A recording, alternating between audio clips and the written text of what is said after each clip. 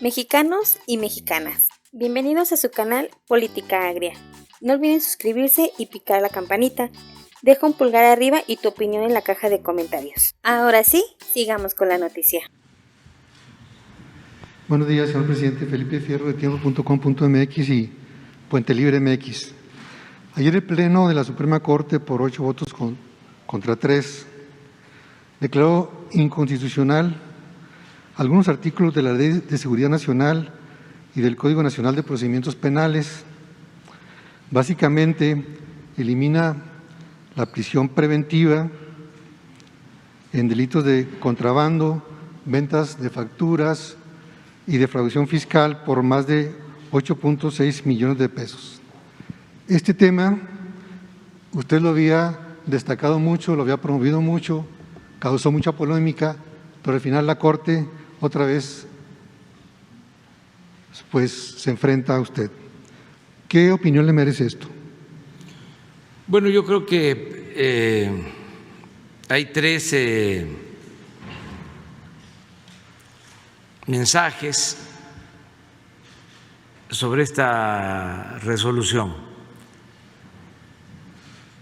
tres maneras de entender lo que resolvió la Corte. Primero, de que en nuestro país hay división e independencia en los poderes, como no sucedía antes, en décadas. Antes el poder de los poderes era el Ejecutivo. Esa es una primera lección para los que no creen en la transformación. Yo creo que es muy claro el que los ministros de la Corte actúan con absoluta libertad, tienen la arrogancia de sentirse libres, y esto es la democracia verdadera. Esto es parte de la transformación, parte del cambio, parte de lo que se ha logrado con el movimiento de la Cuarta Transformación. Esto no sucedía antes. El poder de los poderes era el Ejecutivo y el Legislativo y el Poder Judicial estaban subordinados, y era el presidente el que decidía. Esa es, repito, una primera lección. Lo segundo es de que hace falta todavía el lograr en otros poderes, como en este caso el Poder Judicial y en la Corte, que se castigue por igual a todos los que cometen un ilícito y que no esté la justicia al servicio del dinero de los poderosos. ¿Esta sentencia refleja eso? Eso refleja. ¿Hay dinero detrás de esta decisión de la Corte? Va en la línea de seguir protegiendo la corrupción y de seguir apoyando a las minorías. ¿Podemos afirmar que la decisión de los ministros que votaron en contra son una extensión de esta corrupción? Es la misma política del Poder Judicial, que tiene que ver con el hecho de que ni siquiera se consideraba como delito grave la corrupción. porque en los tiempos de Salinas de Gortari se modificó el Código Penal para que la corrupción no se considerara delito grave, con lo cual el corrupto tenía la posibilidad de salir bajo fianza. Eso se sostuvo hasta esta reforma constitucional, que ahora en una de sus partes la están declarando inconstitucional. Entonces, en eso no estoy de acuerdo, desde luego. Creo que es seguir protegiendo a las minorías y castigando solo a los que no tienen agarraderas, influencias o no tienen con qué comprar su inocencia. Me parece que no se actuó bien. Esto es parecido a lo que hicieron los ministros cuando negaron que se consultara al pueblo para preguntar si estaban de acuerdo los mexicanos en que se reformara la Constitución para la privatización del petróleo.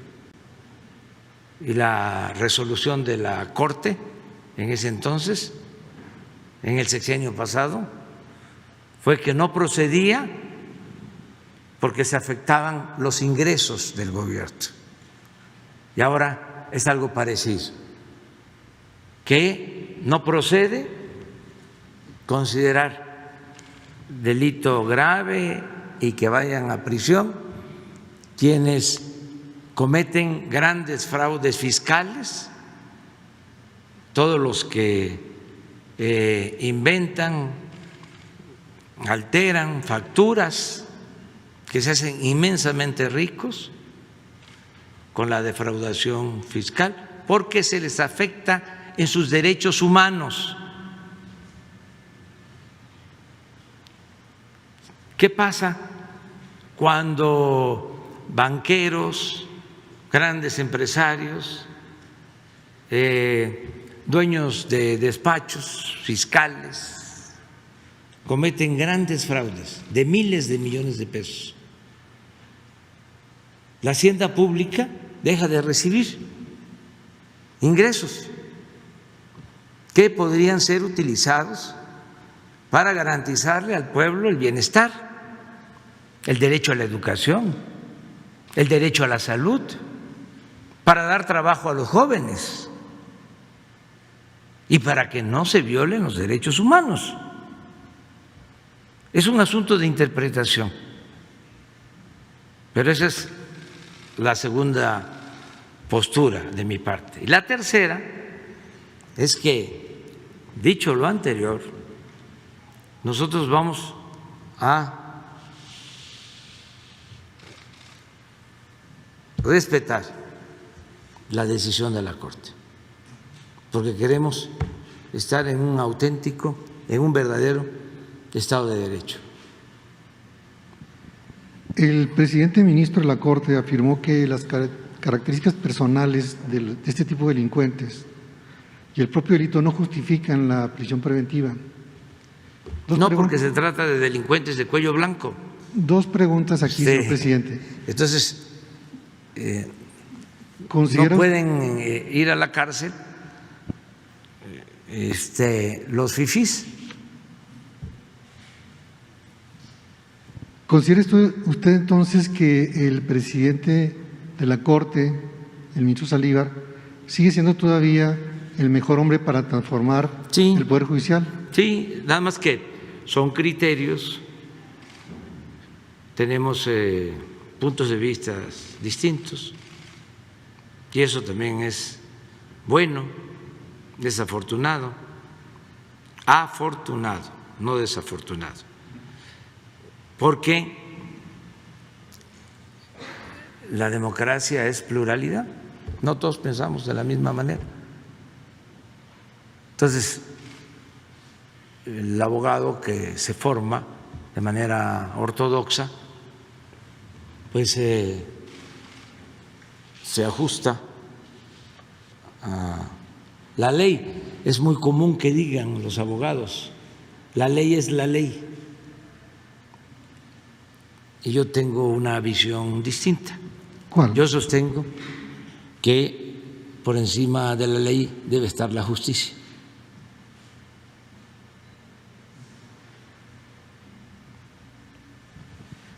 Y aún así sigue pensando en no hacer alguna propuesta constitucional donde se establezca por principios que la Corte regrese a lo básico, que es impartir justicia en el sentido estricto, darle a cada quien lo que le corresponde. Yo espero que y buscar el bienestar general. Todavía es tiempo para que se reforme el Poder Judicial, que lo hagan ellos mismos. Pero estas decisiones no le ayudan al Poder Judicial, porque no actúan así cuando se trata de hacerle justicia al pueblo raso. ¿Y quién va a defender al pueblo raso entonces, señor presidente? La misma gente y la democracia.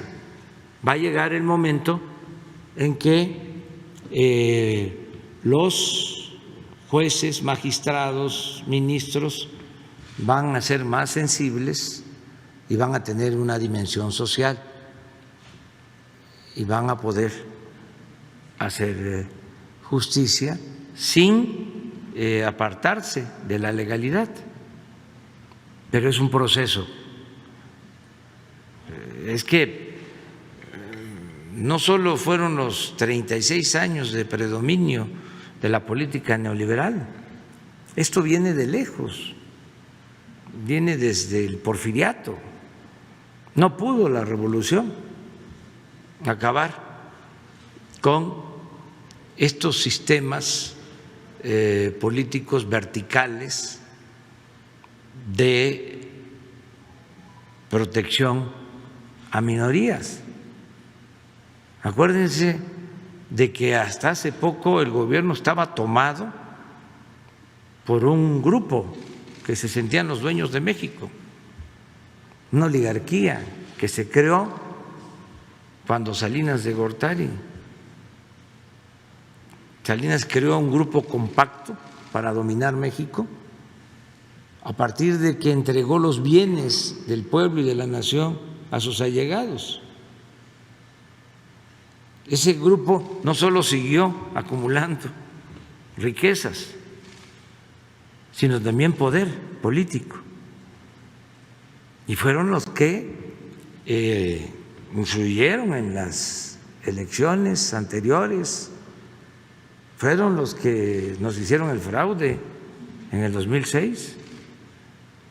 Nada más que en el 2018 ya no pudieron, pero ahí están todavía. Y el Poder Judicial está muy intervenido, muy afectado, muy dependiente de este grupo. Se dedicaron durante mucho tiempo a proponer a jueces, a magistrados, a ministros de la Suprema Corte para defender esos intereses.